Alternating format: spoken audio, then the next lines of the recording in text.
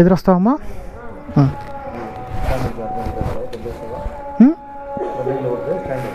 నేను దింపుతా, ఇప్పుడు తీసుకుంటా.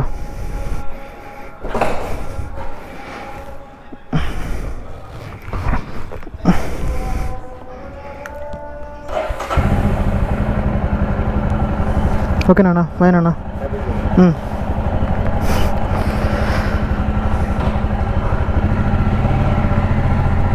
బాయ్ అమ్మా. బాయ్ అమ్మా.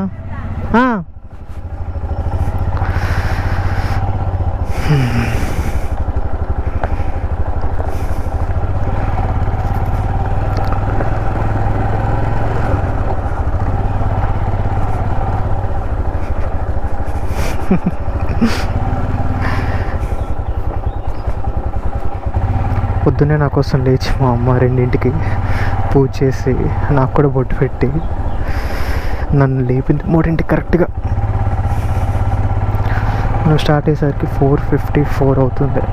4కి స్టార్ట్ అవుదాం అనుకున్నాం, కానీ ఇంట్లో అన్నీ సెట్ చేసుకొని స్టార్ట్ అయ్యేసరికి 5 అయిపోయింది. No worries. Estimated time of arrival 11:09 చూపిస్తుంది. మనకు ఒక 2 అవర్స్ లేట్ అయినా ప్రాబ్లం లేదు. 1 o'clock అంతా వీళ్ళు రీచ్ చేయాలి. మెయిన్ రోడ్లో వెళ్ళిపోదాం.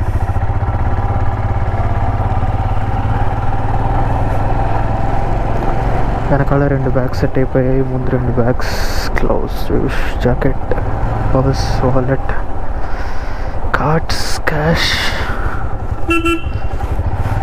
ఈ గోప్రోలో మాట్లాడుతూ టెన్షన్ పడి డ్రైవింగ్ మీద కొంచెం కూడా డైవర్ట్ అవ్వకూడదని చాలా కాషియస్గా ఉన్నాను.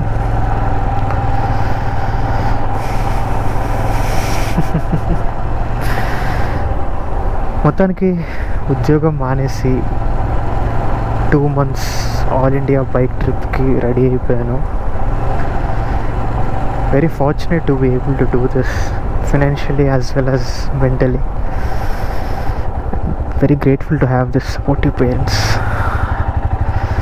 చెప్పగానే ఇనీషియల్గా కొంచెం రెసిస్టెన్స్ చూపించారు, కానీ వెళ్ళే కొద్దీ I don't know what they were thinking. They are completely okay right now, and they are equally excited as well, and they are equally tensed, mainly because of this ఎండలు. 40 degrees 43 degrees అలా touch అవుతున్నాయి. Correct peak summer టైంలో వెళ్తున్నానని వాళ్ళు చెప్తున్నారు. 328 kilometers. Sunday 1. సండేని ఎందుకు పెట్టుకుంటున్నాం అంటే, మనకి ఈ నగరానికి ఏమైంది మూవీలో ఎవ్రీడే ఈజ్ నాట్ సండే అని ఒక డైలాగ్ ఉంటుంది.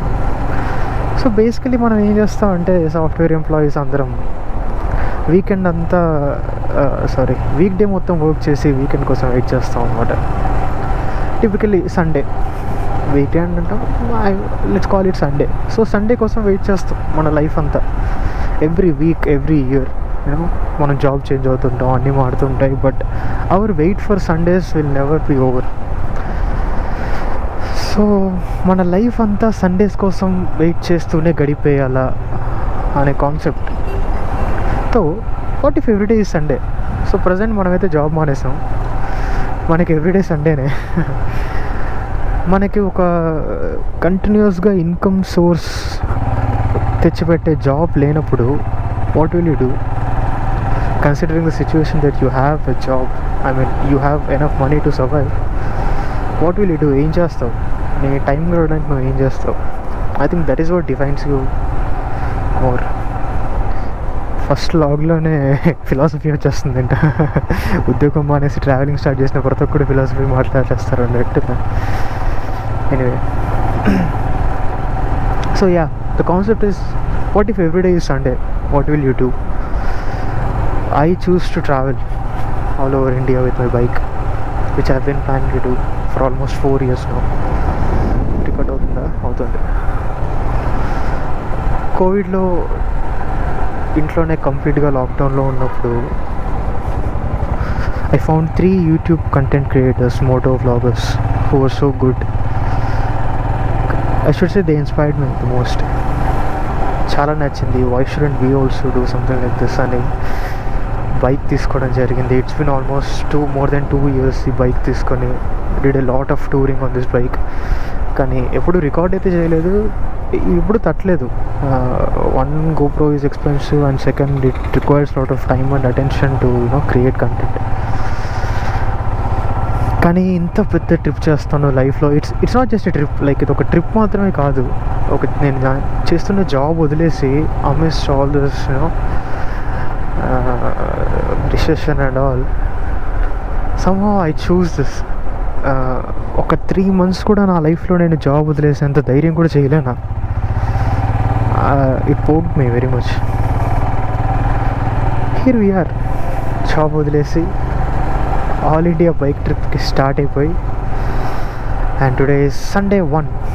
We're not going to call day 1, day 2, day 3 anymore. We'll call it Sunday 1, Sunday 2, Sunday 3, like that.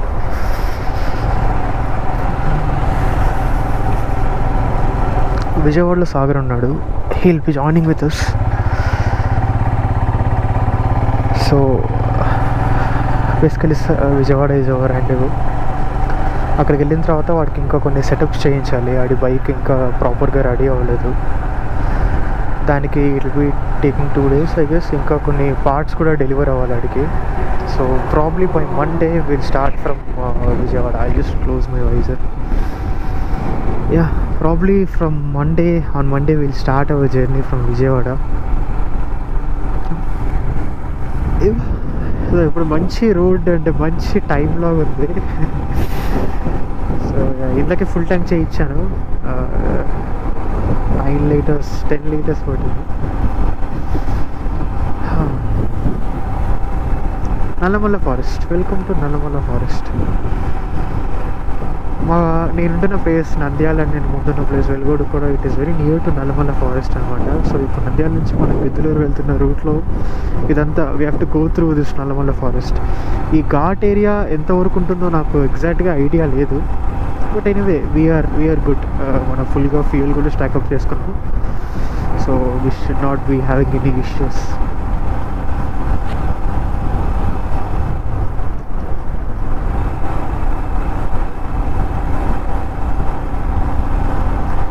I think this is one of the best feelings. Early morning, sunrise అవుతున్న time, ఖాళీ ghat road, కొండల మీదుగా sunrise అవుతుంది. Beautiful orange and white lights, mixture composer. Roads కూడా బ్యూటిఫుల్గా ఉన్నాయి, pot holes ఏం లేవు. It's good feeling overall. ఇలాంటి ఘాట్ రోడ్ లైట్ ఉన్నంత వరకు చాలా బ్యూటిఫుల్గా అనిపిస్తుంది. ఒకసారి మనం ఒకవేళ టైమింగ్ సరిగ్గా క్యాలిక్యులేట్ చేసుకోకుండా నైట్ టైం కానీ ఇలాంటి రోడ్లోకి వచ్చామంటే ఎంత బ్యూటిఫుల్గా అయితే ఉందో అంతే స్కేరీగా అనిపిస్తాయి ఈ రోడ్స్ అసలు.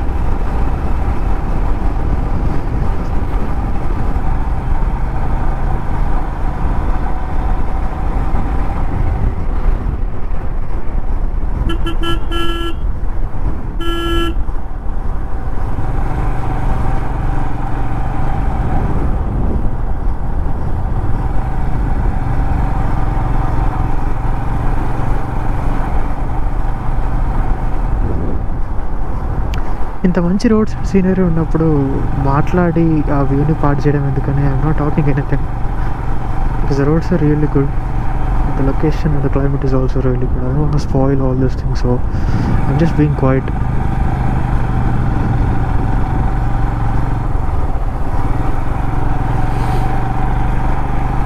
కైండ్ ఆఫ్ నైస్ అన్నమాట.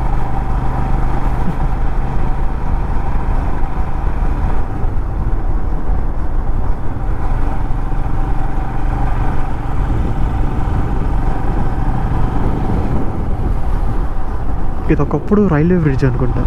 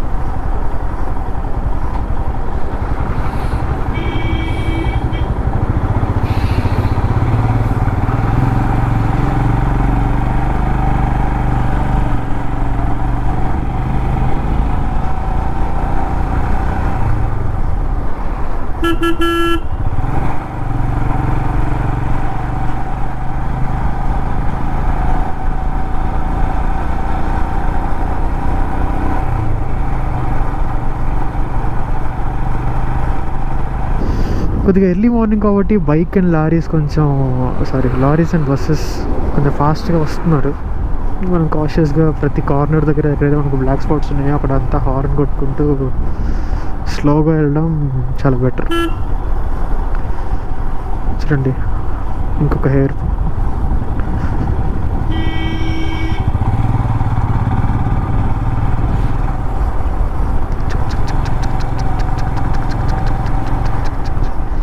మన చిన్న బైక్నే మనం ఇక్కడ కార్నర్ చేయడానికి కొంచెం ఆలోచించి లైక్ కొంచెం హైటెన్స్గానే ఉంటుంది. అంత అసలు ఈ బస్సెస్ కానీ లారీస్ కానీ అంత పెద్ద వెహికల్ని ఎలా మెన్యూవర్ చేస్తారనేది బాబు.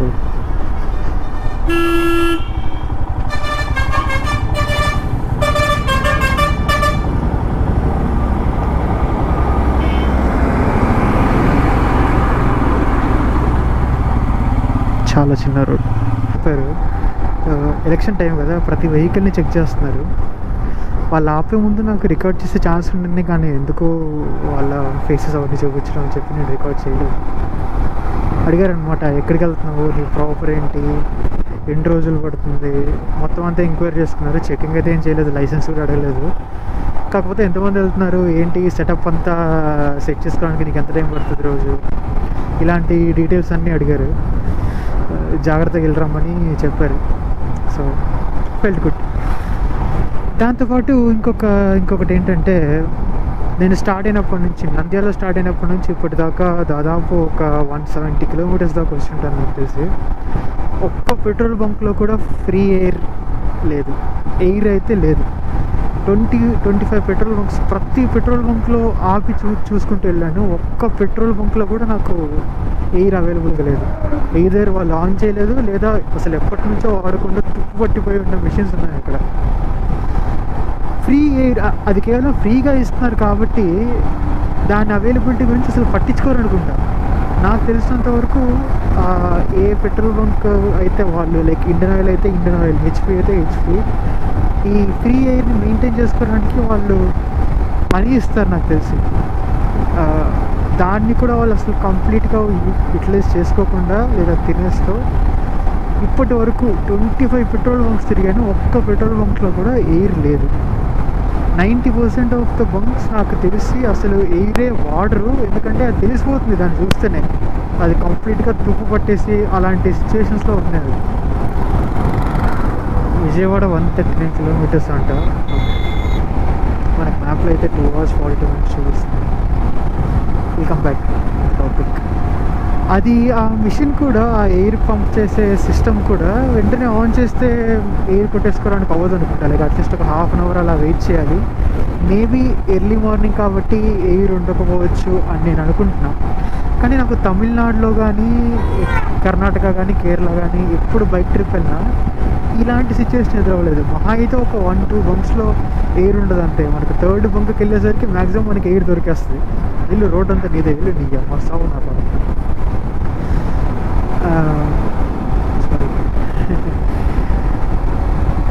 సో యా, ఒక 1-2 బంక్స్ దొరికిపోయినా 3rd బంక్కి మనకి మ్యాక్సిమం పెట్రోల్ దొరికేస్తుంది.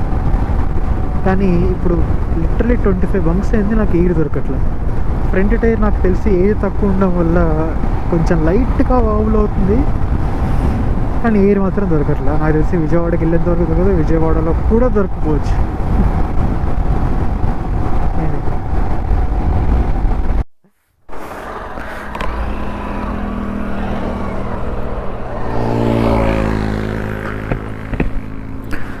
ఆయన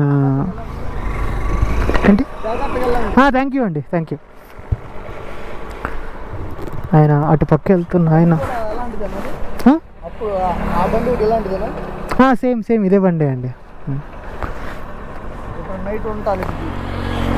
టెంట్ అవన్నీ లోపల ఉన్నాయండి, కానీ రూమే తీసుకుంటాం దాదాపు. ఒకవేళ రూమ్ దొరకకపోతే టెంట్. ఓకే అండి, సరే అండి, బాయ్.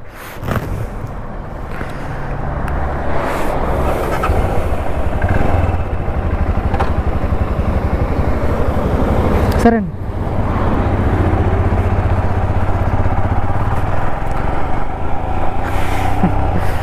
అటు పక్కగా వెళ్తున్న ఆయన మనతో మాట్లాడదామని చెప్పి యూటర్న్ తిప్పుకొని వచ్చి ఆపి మరీ మాట్లాడాడు. చాలాసేపు మాట్లాడాడు, 10 నిమిషాల దాకా మాట్లాడాడు. కొంచెం కొత్తగా ఉంది. ముందు బైక్ ట్రిప్కి వెళ్ళినప్పుడు, ఏ చిన్న ట్రిప్కి వెళ్ళినప్పుడు మనకి ఇంత లగేజ్ సెటప్ ఉండేది కాదు. ఒక బ్యాక్ ప్యాక్ మాత్రమే వెనకాల కట్టుకునే వాళ్ళం. ఎందుకంటే మనం మ్యాక్సిమం వెళ్ళేది వారం రోజులు, మహా అయితే 10 రోజులు. రైడింగ్ ప్యాంట్ కూడా ఉండేది కాదు, ఓన్లీ రైడింగ్ జాకెట్ ఒకటే ఉండేది. హెల్మెట్ ఉండేది, గోప్రో ఉండేది కాదు. సో ఎవరు అంతగా అడిగిన వాళ్ళు చాలా తక్కువ. కానీ నేను ఇప్పుడు నంద్యాల నుంచి విజయవాడ వస్తున్నప్పుడే దాదాపు 4-5 మంది దాకా నన్ను ఆపి ఎక్కడికి వెళ్తున్నారు, ఏంటి ఇదంతా అడిగారు. ఈయన కూడా అసలు ఎందుకు ఇదంతా ఎందుకు చేస్తున్నారు, ఇదంతా బాగానే ఉంది కదా అన్నట్లు అడిగారు. ఉద్యోగం చేసుకుంటున్నావు అని చెప్తున్నావు, బాగానే ఉంటుంది కదా, ఇప్పుడు 2 నెలలు ఒక 2 లక్షల పైన ఖర్చు పెట్టుకొని ఎందుకు ఇదంతా అని అడిగారు. ఒక సెకండ్ నాకు ఆన్సర్ ఏం చెప్పాలో అర్థం కాలేదు. ఆయనకి నేను చెప్పిన ఆన్సర్ ఏంటంటే, అందరం ఉద్యోగాలు చేస్తాము, దాదాపు చాలామంది ఇష్టం లేని ఉద్యోగాలు చేస్తాం. మనం ఇష్టం ఉన్న పనులను మాత్రం శని ఆదివారాలకే పరిమితం చేసేస్తాం. మనకి ఇష్టమైన పని చేయడానికి కూడా మన ధైర్యం సరిపోదంటే ఇంకా మన బ్రతుకులో అర్థమే ఉందన్నట్టు ఒక చిన్న మాట చెప్పాను. ఆయన చాలా బాగుందన్నారు. మొత్తం ఖర్చులన్నీ ఎంక్వైరీ చేసుకున్నారు. ఇదెంత అవుద్ది, ఈ జాకెట్లన్నీ ఎంతే, జాకెట్లన్నీ వేసుకున్నావు, వేడిగా ఉంటుందా, ఇవన్నీ టచ్ చేసి చూపించారు ఆయనకి. చూడండి, ఇది ఇలా గార్డ్స్ ఉంటాయి, గట్టిగా ఉంటుంది, కింద పడినా ఇంపాక్ట్ అవ్వదు అని.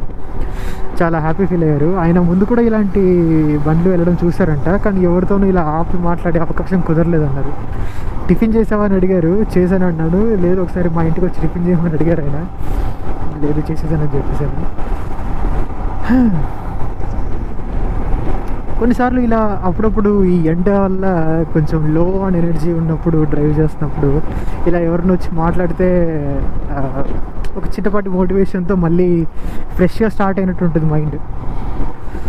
సో మంచి కన్వర్జేషన్ జరిగింది. మొత్తం రికార్డ్ చేద్దాం అనుకున్నాను, కానీ ఆయన కాన్సెప్ట్ లేకుండా ఎందుకు రికార్డ్ చేయడం అని ఆగిపోయాను. అందుకే ఓన్లీ లాస్ట్లో బాయ్ చెప్తున్నప్పుడు మాత్రమే రికార్డ్ చేశాను.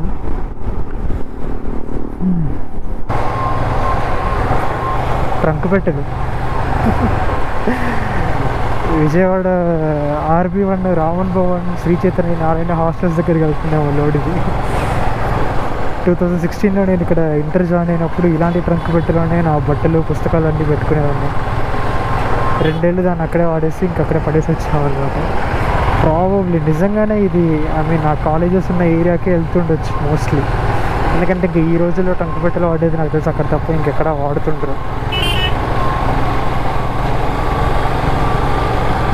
విజయవాడ PVP చాలా మెమరీస్ ఉన్న మాల్ ఇది. మేము ఇంటర్లో ఉన్నప్పుడు చదువుతున్నప్పుడే దీన్ని ఓపెనింగ్ చేశారు. దీని ఓపెనింగ్కి సచిన్ వచ్చారు అప్పుడు. యాక్చువల్గా మనం ఇంకా ఆల్మోస్ట్ సాగర్ వాళ్ళ ఇంటికి వచ్చేసాం, కొంచెం దూరమే ఉంది.